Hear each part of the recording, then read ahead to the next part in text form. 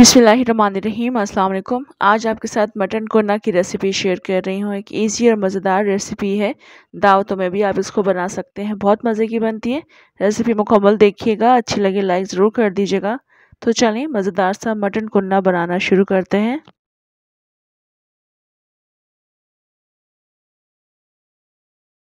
Mutton korma बनाने के लिए पैन में हम सबसे पहले ऑयल ऐड करेंगे। मैंने हाफ कप ऑयल ऐड किया है। इसके बाद हम इसमें 2 दरमियाने साइज़ की प्याज को पेस्ट बनाकर शामिल कर देंगे और उसके बाद हम इसमें अदरक और लहसुन भी साथ ही शामिल कर देंगे 1 टेबल स्पून के बराबर। मिक्स करेंगे इसको और प्याज का पानी ड्राई कर लेंगे।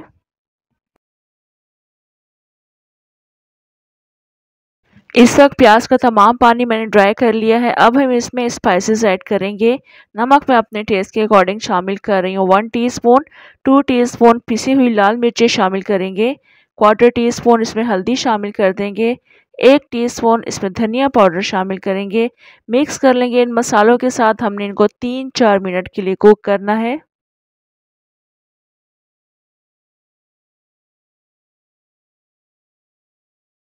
अब इसमें दही शामिल करेंगे। ये टोटल 250 ग्राम्स दही है, मगर मैं इसमें 200 ग्राम्स दही ऐड कर रही हूँ।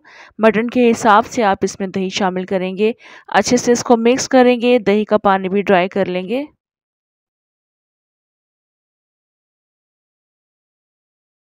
यहाँ देखिए ऑयल सेपरेट हो चुका है, दही का तमाम पानी ड्राई हो चुका है। अब हमने इसमें मटन शामिल करना है। ये 600 ग्राम्स मटन है। अच्छे तरीके से इसको मिक्स करेंगे। मटन को भी हमने तकरीबन 4-5 मिनट के लिए इसमें कुक करना है। बस हमने मटन को इसमें इतना कुक करना है कि मटन का कलर चेंज हो जाएगा, मज़ीद इसमें ऑयल सेपरेट हो जाएगा। यहाँ पर आप देख सकते हैं ऑयल भी सेपरेट हो चुका है, मटन इसमें काफ़ी अच्छा कुक हो चुका है। अब इस मटन को गलाने के लिए हमने इसमें पानी शामिल करना है। आप अपने हिसाब से पानी शामिल कीजिएगा क्योंकि मटन बहुत जल्दी गल जाता है। मैं 2 गिलास पानी शामिल करके इसको गलने के लिए रख दूँगी। आप इसके लिए कुकर का भी इस्तेमाल कर सकते हैं।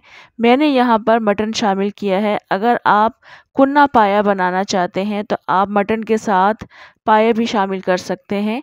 तो सारी रेसिपी बाकी वही रहती है, बस आप इसमें पाए शामिल करके इस तरह से कुक कर लेंगे मटन की तरह और उसको फिर आप कवर करके ढक कर रख देंगे गलने के लिए, या कुकर का इस्तेमाल कर लीजिएगा।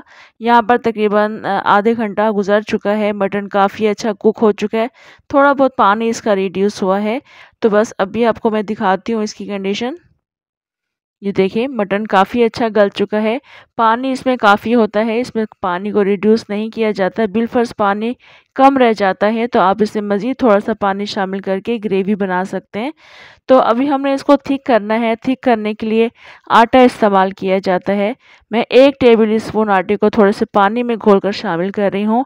आप गूँधे हुए आटे का जो पानी होता है थोड़ा-सा थिक करके वो भी ऐड कर सकते हैं। तो यहाँ पर हम इसको आहिस्ता-आहिस्ता मिक्स करते रहेंगे। ठीक हो जाएगा, उसके बाद हम फ्लेम ऑफ कर देंगे। मटन कुन्ना या कुन्ना पाया को निहारी की तरह से थिक नहीं किया जाता, बस इसकी कंसिस्टेंसी थोड़ी सी थिक होती है, बिल्कुल इस तरह से।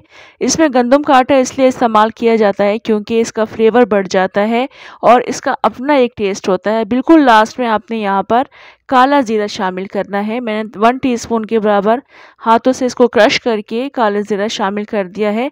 मिक्स करेंगे, इसको ढक कर रख देंगे। कुछ देर के बाद फिर इसको डिश आउट करेंगे।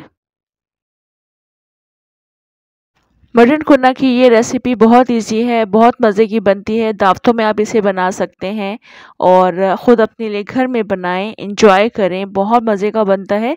नान के साथ आप इसे इंजॉय कर सकते हैं। तो रेसिपी ज़रूर ट्राई कीजिएगा, इंशाल्लाह पसंद आएगी। रेसिपी अच्छी लगी हो आपने लाइक ज़रूर करना है, कमेंट ज़रूर करना है और इसके अलावा शेयर ज़रूर करना है। मुझे दें इजाज़त, इंशाल्लाह दोबारा आऊँगी अच्छी सी मज़ेदार सी रेसिपी के साथ। अल्लाह हाफ़िज़।